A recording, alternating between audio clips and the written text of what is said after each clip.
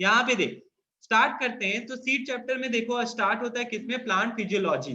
तो फिजियोलॉजी में हम लोग क्या पढ़ेंगे, structure of dicot and monocot seed. तो हम लोग जानते हैं कॉटिलेडन होता है जहां पे वो लोग अपना क्या करके रखता है, खाना स्टोर करके रखता है। तो दो तरह का सीड होता है on the basis of cotyledon, एक होता है मोनोकॉट और दूसरा क्या होता है, डाइकॉट।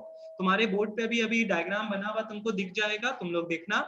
उसमें हम लोग को लेबलिंग करना है बहुत सारा, और उसका क्या क्या फंक्शन होता है वो चीज तुम लोग को पढ़ना है। देख यहाँ पे फिर क्या लिखता है, structure and germination of bean seed and maize seed. तो पहला कौन सा सीड के बारे में आ गया, बीन सीड और मेज सीड। तो बीन सीड और मेज सीड के बारे में तुम लोग को पढ़ना है। दूसरा चीज यहाँ पे आ जाओ, डिफरेंस बिटवीन मोनोकॉट और डाइकॉट। मोनोकॉट और डाइकॉट में क्या डिफरेंस होता है तुम लोग को वो चीज देखना है। फिर हाइपोजियल और एपीजियल। हाइपोजियल और एपीजियल में तुमको ये बात ध्यान रखना है कि कॉटिलेडन कब जमीन के बाहर आ जाता है, कॉटिलेडन कब जमीन के नीचे। फिर एपीजियल क्या होता है और हाइपोजियल क्या होता है, ये चीज हम तुमको बताएंगे। तो ये दो चीज के बेसिस में तुमको डिफरेंस करना है। कभी आ सकता है तुमको उसका डायग्राम बनाने, उसका क्या बनाने आ सकता है, हम मार्क करवा देंगे बुक में कौन सा डायग्राम तुमको करना है। बहुत सारा लिमिटेड ही चीज पढ़ना है तुमको। फिर यहाँ आता है कंडीशन फॉर सीड जर्मिनेशन। उसमें तुम लोग को एक एक्सपेरिमेंट है, 3 बिंड एक्सपेरिमेंट याद होगा। वो 3 बिंड में तुमको बताया गया ऑप्टिमम टेम्परेचर, वाटर और क्या चाहिए, सनलाइट चाहिए। और क्या चाहिए, सनलाइट फॉर सीड जर्मिनेशन। तो ये एक्सपेरिमेंट से कुछ एक्सपेरिमेंट जो तुम लोग से पूछा जा सकता है। तो अब इनके बेसिस में हम लोग पहले तो स्टार्ट करते हैं कि क्या क्या हम लोग को बुक से पढ़ना है, क्या क्या मेरे को भैया बुक में मार्क करना है। तो सब बच्चा लोग खाली उसी पे फोकस रखना और हम लोग देखते हैं। चलो स्टार्ट करते हैं आज का। चलो यहाँ पे देखो, ठीक है, हम लोग आज जो रिवीजन करने वाले वो किस चैप्टर का करने वाले, सीड का। तो अभी हम बता दिए तुम लोग को कि क्या क्या उसमें इंपॉर्टेंट है। तो इसमें तुम लोग अगर अपना बुक खोलोगे तो तुम लोग को पहला पार्ट में ये आएगा कि सीड क्या होता है, फ्रूट क्या होता है और तुम्हारा ग्रेन क्या होता है। तो उसके बारे में हम तुमको बताएंगे, ठीक है, क्योंकि वो बहुत इंपॉर्टेंट और उससे क्वेश्चन आता है। लिखता है यहाँ पे फ्रूट क्या होता है, तुम लोग लास्ट चैप्टर में पढ़े थे, फ्रूट किसका क्या, ovary is, fruit is a ripened ovary. हम तुमको इंपॉर्टेंट बताए थे कि ovary is destined to become seed. जो सीड बनता है ओवरी क्या चीज में चेंज हो जाता है, फ्रूट में। और ये बात बताए थे जिसमें जितना ज्यादा ओव्यूल होगा उतना नंबर ऑफ क्या हो जाता है, सीड। जैसे एक बात बताओ, आम का और पपाया का, पपाया में बहुत सारा सीड था तो उसमें मतलब उसमें ओव्यूल भी क्या होगा, बहुत सारा होगा। और arrangement of ovule is known as placentation, ठीक है, याद है तुमको। और arrangement of flower is known as inflorescence. Very good. तो fruit is a large ripened ovary, खत्म। Seed is a ripened ovule, ये भी खत्म कर दिए थे लास्ट की क्लास में। अब आता है तुम्हारा क्या, ग्रेन। ग्रेन क्या होता है भैया, भुट्टा में जो दाना होता है दैट इज कॉल्ड ग्रेन। एक दाना जो खाए वो क्या है, ग्रेन। तो ग्रेन जो है लिखता है is actually a fruit in which the fruit wall and the seed coat are fused together। तो ये ध्यान रखना है तुम लोग को, ग्रेन जो होता है वो क्या होता है, फ्रूट होता है in which the fruit wall and seed coat are fused together। दोनों आपस में क्या हो जाता है, फ्यूज्ड हो जाता है। कोई दिक्कत है इस चीज में, नहीं। चलो देखो, more about seed, it is a mature ovule, ठीक है। तो ये चीज ध्यान रखना। अब सीड के बेसिस पे अलग अलग तरह का बताया गया, ठीक है, कितने तरह का सीड होता है। तो कॉटिलेडन के बेसिस में बताया गया दो तरह का क्या होता है, सीड। एक होता है तुम्हारा मोनोकॉट और दूसरा क्या होता है, डाइकॉट। तो उसका भी हम लोग डिस्कस करने वाले यहाँ पे डायग्राम, ये मेज सीड के बारे में और बीन सीड के बारे में। कोई दिक्कत है इसमें, ठीक है भैया। फिर तुम्हारा आता है बेसिस ऑफ एंडोस्पर्म। एंडोस्पर्म के बेसिस में भी तुम्हारा कितना होता है, दो होता है, एक एल्बुमिनस और एक्सएल्बुमिनस। तो भैया एल्बुमिनस ये डेफिनेशन डिफरेंस आता है, क्या आता है, डिफरेंस ऑन बेसिस ऑफ करके लिख देगा एंडोस्पर्म। तो तुमको यहाँ लिखना है एल्बुमिनस में in such seed cotyledon are thin. Cotyledon पतला होता है, हाँ। तो ये चीज ध्यान रखना, एल्बुमिनस में तुम्हारा एंडोस्पर्म जो होता है वो क्या हो जाता है, थीन होता है, बहुत पतला। और तुम्हारा मेम्ब्रेनस एंड एंडोस्पर्म होता है, ठीक है। थीन एंड मेम्ब्रेनस तुम्हारा कौन है, तुम्हारा वो है कॉटिलेडन, थीन एंड मेम्ब्रेनस। और तुम्हारा एंडोस्पर्म जो होता है वो रहता है किसमें, एल्बुमिनस में। और एक्स एल्बुमिनस मतलब नॉन एंडोस्पर्मिक हो गया, उसमें एंडोस्पर्म नहीं रहता है। In such the cotyledon stores food. तो वहां पे खाना कौन स्टोर करके रख रहा है, कॉटिलेडन स्टोर करके रखता है। और वो ठीक हो जाता है, फ्लैसी हो जाता है, ठीक हो जाता है और क्या हो जाता है, क्योंकि वो खाना स्टोर करके रखा है तो मोटा होगा, क्योंकि वहां पे सिर्फ खाना है। और तुम्हारा नॉन एंडोस्पर्मिक है ये, तो इसमें क्या हो गया, तुम्हारा नहीं रहता है, ठीक है। तो इसमें कॉटिलेडन ही क्या होता है, सिर्फ रहता है, वो थिक रहता है और क्या रहता है, फ्लेसी रहता है। याद रहेगा तुम लोग को, ठीक है। तो तुम लोग को यहाँ पे क्या क्या चीज के बारे में जो इंपॉर्टेंट बताते जा रहे हैं लिख भी देते हैं आज। सबसे पहले कि fruit is a ripened ovary, seed is A ovule, और फिर किसके बारे में बताए तुम लोग को, ग्रेन के बारे में। फिर हम तुम लोग को क्या चीज के बीच में डिफरेंस बताए, कॉटिलेडन के बीच में, कॉटिलेडन और तुम्हारा कितने तरह का होता है जल्दी बताओ? Monocot, dicot. मोनोकॉट और क्या हो जाता है? डाइकॉट। तो अभी इसका हम लोग डिस्कस करेंगे। फिर तुम्हारा ऑन बेसिस ऑफ एंडोस्पर्मिक हम लोग दो पढ़े, क्या क्या होता है? एल्बुमिनस और एक्सल्युमिनस और एक्सल्युमिनस। ठीक है, तो ये चीज ध्यान रखना है तुम लोग को। ये फोन कर रहा था। चल देख यहाँ पे, ठीक है, तो ये चीज ध्यान रखना है तुम लोग को। अब हम लोग चलते हैं क्या चीज में, यहाँ पे बीन सीड और इसके बारे में डिस्कस करेंगे। तो बीन सीड जो होता है, तुम लोग पहले तो यहाँ पे ये डायग्राम जो बना है तो दिख ही रहा होगा, एक कॉटिलेडन और यहाँ पे क्या है दूसरा। कल हम लोग पढ़े थे पॉलन ग्रेन के बारे में, उसमें भी दो कवरिंग होता है, आउटर को और इनर को क्या बुलाते हैं? Greiner intine. यहाँ पे भी होता है सीड कोट, ठीक है, जिसको सीड टेस्टा एंड टेगमेन बुलाते हैं। आउटर टेस्टा हो गया और दूसरा इनर में क्या हो जाता है? टेगमेन हो जाता है। तो ये चीज ध्यान रखना, ठीक है। अब यहाँ पे देखो लिखता है क्या, सीड कोट कंसिस्ट ऑफ टेस्टा। ये वाला पैराग्राफ इंपॉर्टेंट है क्योंकि इसमें पैराग्राफ टाइप क्वेश्चन आता है। पैराग्राफ क्वेश्चन में हो जाएगा आउटर कवरिंग इनर कवरिंग का नाम बताओ, तो क्या हो जाएगा बताओ? Testa and tegmen. The outermost hard brownish covering it protects the delicate inner part of the seed, ठीक है। और टेगमेन जो हो जाता है थिनर होता है, वो भी प्रोटेक्टिव इन नेचर होता है। अब इसमें एक व्हाइट स्कार प्रेजेंट रहता है जिसका नाम क्या होता है? Hilum. Hilum is a point, ठीक है, यहाँ पे तुमको हाइलम दिखेगा। अगर तुम इसका ये वाला व्यू देखोगे, तुम ये वाला व्यू देखोगे मतलब साइड व्यू, तो तुमको यहाँ पे दिखेगा एक व्हाइट स्कार जिसको हम लोग क्या बुलाते हैं? हाइलम। हाइलम क्या होता है भैया? पहले इसका लोकेशन भी इंपॉर्टेंट है। whitish oval scar on the concave side of the seed, तो LOC लिख लो वहां पे। ये उसका क्या हो गया? लोकेशन हो गया। ये उसका क्या हो गया? कॉन्केव साइड ऑफ द, कौन सा सीड लिखेंगे? Monocot seed. कौन सा सीड? Sorry dicot. किसमें है ये? डाइकॉट। अब यहाँ देखो फंक्शन क्या है, it represent the spore where the ovule was attached from the ovary through placenta. आ गया? तो यहाँ पे ध्यान रखना, ओवरी किससे अटैच था? ओव्यूल से। क्या चीज के द्वारा भैया? प्लासेंटा के द्वारा। तो ये चीज ध्यान रखना। वही क्या दिखा रहा, वही स्पॉट को क्या बुलाते हैं हम लोग? हाइलम बुलाते हैं। फिर आता है तुम्हारा यहाँ पे, हम कल भी बताए थे माइक्रोपाइल के बारे में, ठीक है। माइक्रो मम्मी लोग क्या करती है, रात को सीड भिगो देती है, सुबह हम लोग को फुला हुआ मिलता है। तो माइक्रोपाइल जो होता है उससे पानी को वो क्या करता है? एब्जॉर्ब कर लेता है। दूसरा चीज है के एक्सचेंज में, डिफ्यूजन में क्या करता है भैया? हेल्प करता है, ठीक है ना। सीड भी क्या करता है? ऑक्सीजन लेता है और क्या छोड़ता है? Carbon dioxide. सीड ऑक्सीजन लेता है, प्लांट वाला नहीं हो रहा है कि कार्बन डाइऑक्साइड ले रहा है, यहाँ पे क्या लेता है वो? ऑक्सीजन। देखो, तो it marks the opening through which the pollen tube has entered the ovule. ये भी बता रहा है कि यहीं से, कल हम लोग पढ़े थे ना माइक्रोपाइल से क्या होता है तुम्हारा भैया? पोलन ग्रेन जो होता है, पोलन ट्यूब जो होता है वो एंटर करता है और फर्टिलाइजेशन होता है। और क्या होता है? फर्टिलाइजेशन। उसके अलावा क्या बताता है? when soaked in water the seed absorbs water mainly through the micropyle। वो क्या चीज में हेल्प करेगा भैया? जर्मिनेशन में। क्या चीज में हेल्प करेगा? जर्मिनेशन, ठीक है।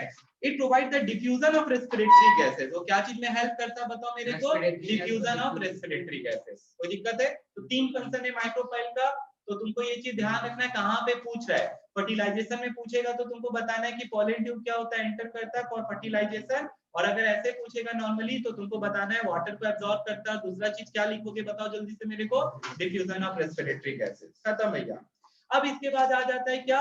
इसके बाद आता है तुम्हारा cotyledon. Below the seed coat are two thick cotyledon. आप लोग देखो ये एंड ये, दिस टू पार्ट्स आर क्या है? कॉटिलेडन। ये दोनों का दोनों क्या है? कॉटिलेडन है, ठीक है। तो यहाँ पे देखो लिखता है The tiny embryo can easily be seen attached to one of the cotyledon। तो तुम लोग यहाँ पे देख सकते हैं embryo जो होता है वो इसी से क्या रहता है? अटैच रहता है। The embryo consists of two parts, radicle और plumule। R for radical, R for plumule। Root system, R for radical, R for plumule। R for radical, R for root system। Radical जो होता है वो क्या बनाता है? रूट बनाता है। और प्लूम्यूल क्या बनाता है? सूट बनाता है। तो भैया बाद में प्लूम्यूल बन जाता है तुम्हारा सूट, मतलब सूट ऊपर जाएगा और रेडिकल नीचे जाएगा जो कि रूट बनाएगा, जो कि क्या बनाएगा? रूट बनाएगा। तो ये चीज ध्यान रखना है तुम लोग को। फिर इसमें होता है the region of the axis between the point of attachment of cotyledon and plumule is called epicotyl. अब इसको समझने के लिए हाइपोजियल जर्मिनेशन, एपिजियल जर्मिनेशन भी तुमको बताएंगे। तो तुमको सीधा सा एक बात बता देते, the region of the axis, मतलब मान लो ये पूरा एक एक्सिस है, पूरा का पूरा क्या है? सीधा सा लाइन है। So the region of the axis between the point of attachment of cotyledon and the plumule is called epicotyle। मान लेते हैं ऐसे करके, ठीक है, ये बीच में कॉटिलेडन है, ये ऊपर सूट सिस्टम बना रहा है, तो इसको हम लोग क्या बुलाते हैं? एपिकॉटाइल बुलाते हैं। इसको क्या बुलाते हैं? और ये जो सूट सिस्टम बनाता है, ठीक है, दैट इज रूट सिस्टम बनाता है। यहाँ पे कौन बनाता है? रेडिकल। ये जो पार्ट होता है इसको हम लोग क्या बुलाते हैं? ठीक है, तो ये चीज ध्यान रखना, सिंपल सा बात बता रहे हैं, ठीक है। अब तुमको हाइपोजियल और एपिजियल में यही बताएंगे, कब तुम्हारा बीच वाला पार्ट जो है वो कौन है, इन दोनों को सेपरेट करने वाला कौन है, कॉटिलेडन है। कौन है सेपरेट करने वाला, ये अपने बुक में ड्रॉ कर लो ऐसे करके, ठीक है। तो तुमको ध्यान रहेगा, कभी ये बड़ा हो जाता है, कभी ये बड़ा हो जाता है, तो किसमें कौन बड़ा होगा वो बताएंगे थोड़ी देर में। अभी पहले इतना सब हम लोग पढ़ लेते हैं, इसका लेबलिंग, इसका क्या पढ़ना हम लोग को, लेबलिंग। सब अपने अपने बुक में देख लो। सबसे पहले तो यहाँ पे दो चीजें कि आउटर और इनर कवरिंग, क्या बुलाते हैं जल्दी से बता भैया। आउटर कवरिंग को बुलाते हैं टेस्टा और अंदर वाले को क्या बुलाते हैं, सेगमेंट। कोई दिक्कत है इसमें, आउटर इनर हो गया। फिर भैया यहाँ पे देखिए, बोलता है यहाँ पे ये जो है तुमको दिखा रहा है, ये रेडिकल है, ये क्या हो गया आपका, और ये क्या हो गया, प्लूम्यूल। ये दोनों क्या हो गया, कॉटिलेडन। ठीक है, ये क्या हो गया हम लोग का, कॉटिलेडन हो गया। किसी को कोई दिक्कत तो होना नहीं चाहिए इतना समय। अब भैया यहाँ पे देखिए, इसके बाद क्या बताता है, अब मेरे को चाहिए होगा हाइलम दिखाने के लिए ऐसा फिगर बनाने के लिए, ठीक है। अगर हम कॉनकेव साइड बोला था ना तुम लोग को, तो this is the concave side. ये कौन सा साइड है, कॉनकेव साइड। तो तुम लोग कॉनकेव साइड अगर सामने से देख रहे हो तो तब तुमको जाके यहाँ पे दिखेगा एक व्हाइट स्कार, जिसको हम लोग क्या बुलाते हैं, हाइलम बुलाते हैं, जिसको क्या बुलाते हैं, हाइलम बुलाया जाता है। किसी को कोई दिक्कत है इस चीज में, तो इतना सा बात तुम लोग भी ध्यान रखेगा, और इसमें कुछ भी नहीं बता रहे।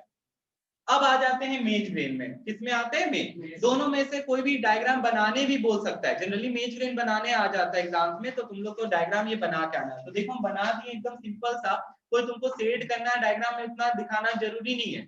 डायग्राम में जो मेन चीज सब दिखाना रहता है वो चीज ये देखो सामने बना हुआ है।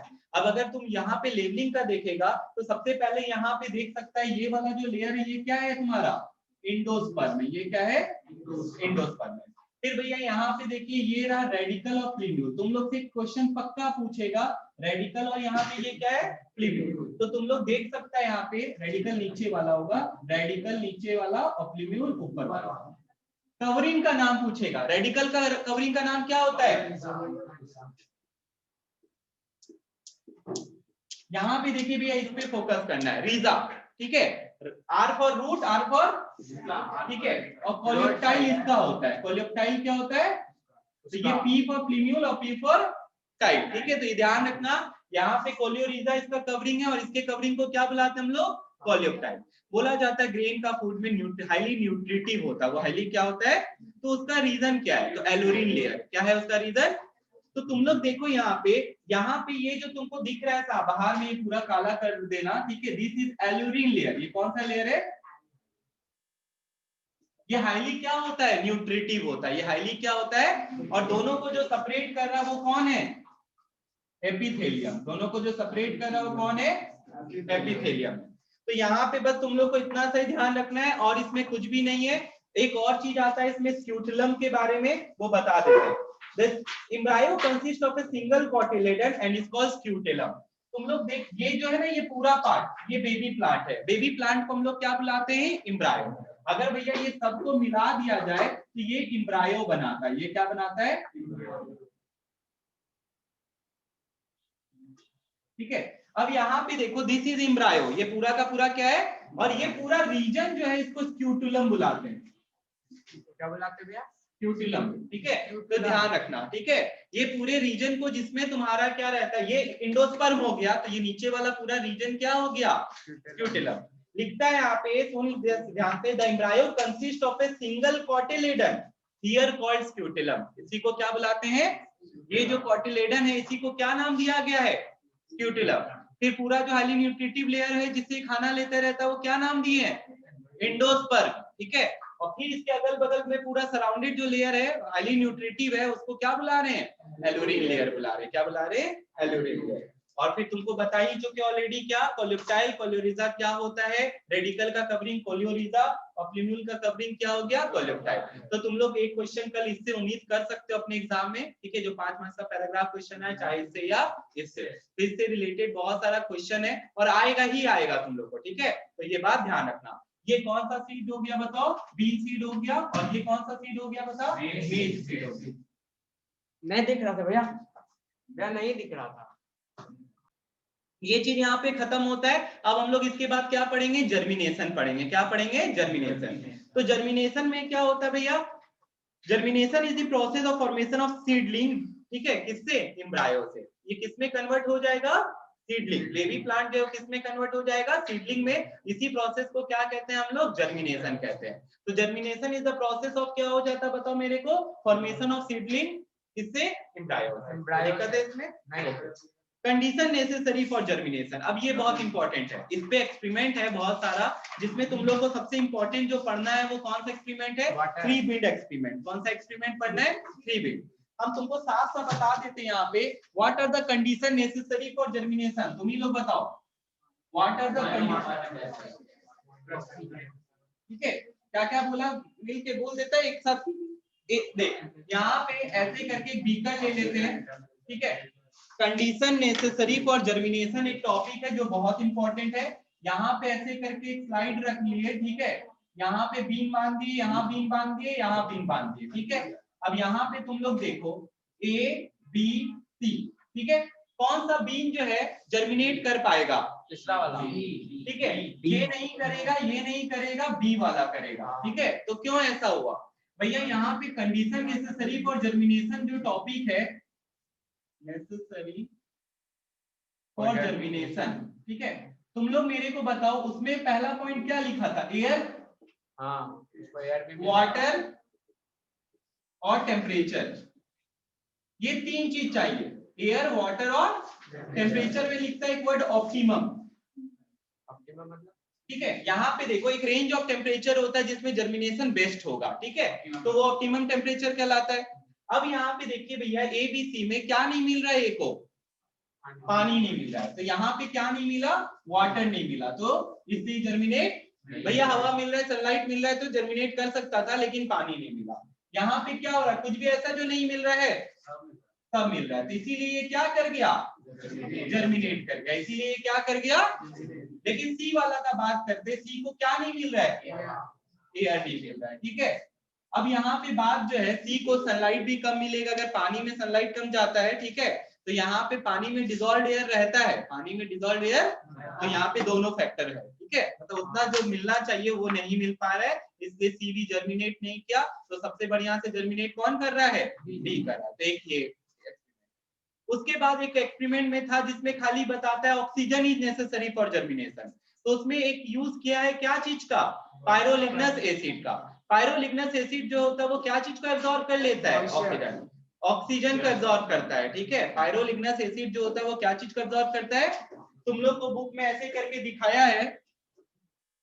चलो यहाँ पे अब देखो, तुम लोग को ये जो दो डायग्राम दिख रहा है इसमें हम क्या दिखाना चाहते हैं। तो सबसे पहले ये डायग्राम अगर बना के दे देगा और क्वेश्चन पूछेगा what is the aim of the experiment, तो तुमको क्या लिखना है, oxygen is necessary for, actually में जो एयर बात करते हैं, एयर का कौन सा पार्ट चाहिए मेरे को, ऑक्सीजन, ठीक है, क्या चाहिए, ऑक्सीजन। बहुत बच्चा कंफ्यूज रहता है कि ऑक्सीजन कैसे, तो प्लांट फोटोसिंथेसिस में कार्बन डाइऑक्साइड लेता है, लेकिन रेस्पिरेशन में क्या लेता है, ऑक्सीजन। तो तुम लोग कंफ्यूज मत रहना, तो इसका एम क्या है, oxygen is necessary for germination. अब सेकंड चीज देखो यहाँ पे कि दो सेटअप है, इसमें तुम्हारा क्या है, ये जो है इसमें एक्सपेरिमेंट हो रहा है तो इसको कहते हैं एक्सपेरिमेंटल सेटअप, और ये कंपैरिजन के लिए रखा गया है ये कंट्रोल सेटअप। कैसे भी आपको पता चला, क्योंकि इसमें प्लेन वाटर डला हुआ है, इसमें क्या डला हुआ है, और इसमें क्या डला हुआ है, अल्कलाइन पायरोबोलिक एसिड। भैया what is the use of the acid, या बताओ यहाँ पे ये एसिड का नाम क्या है, ठीक है। तो ये एसिड जो होता है तुम लोगों को लिखवाए थे, क्या चीज को एब्जॉर्ब कर लेता है, ऑक्सीजन। तो डिफीटिंग दी पर्पस, ठीक है, यहाँ पे कंट्रोल सेटअप क्या होता है वो पहले बताओ। वो कंट्रोल सेटअप वो सेटअप है जिसमें जिस चीज का स्टडी करते हैं वही चीज क्या रहता है, मिसिंग रहता है। यहाँ पे हम लोग क्या चीज देख रहे हैं, ऑक्सीजन है कि नहीं, तो यहाँ पे तुम देखो उसके लिए प्लेन वाटर रख दिया, यहाँ पे क्या रख दिया, प्लेन वाटर रख दिया, ठीक है। तो क्या कोई चेंजेस आएगा, नहीं, लेकिन यहाँ पे चेंज आएगा, क्या सीड जर्मिनेट करेगा, नहीं। भैया the seed what will you observe, question पूछेगा तो क्या लिखेगा, सीड फेल्स टू जर्मिनेट। यहाँ सीड जो है वो जर्मिनेट करने से क्या हो गया, ठीक है, नहीं किया, सीड जो है जर्मिनेट नहीं किया। तो ये सब एक्सपेरिमेंट बहुत इंपॉर्टेंट है, क्वेश्चन हम लाइन से बता दिए, what is the aim of the oxygen necessary for germination, ठीक है। यहाँ पे कौन सा फिजियोलॉजिकल प्रोसेस का, बायोलॉजिकल प्रोसेस का स्टडी हो रहा है, जर्मिनेशन। फिर दूसरा चीज, what is the purpose of alkaline pyrochloric acid, बताओ। इन ए कंट्रोल सेटअप क्या कर सकते हो तुम लोग, same experiment will be conducted by keeping in plain water. ठीक है, यहाँ पे टेस्ट ट्यूब में क्या रखेंगे, इसकी जगह पे plain water. What will you observe in flask A, ये है flask A, seed will fails to germinate. समझ में आ गया इतना सारा क्वेश्चन? तो ये सारे में हम यही दिखाना चाह रहे थे कि oxygen is necessary for germination. कोई दिक्कत इस चीज में? ठीक।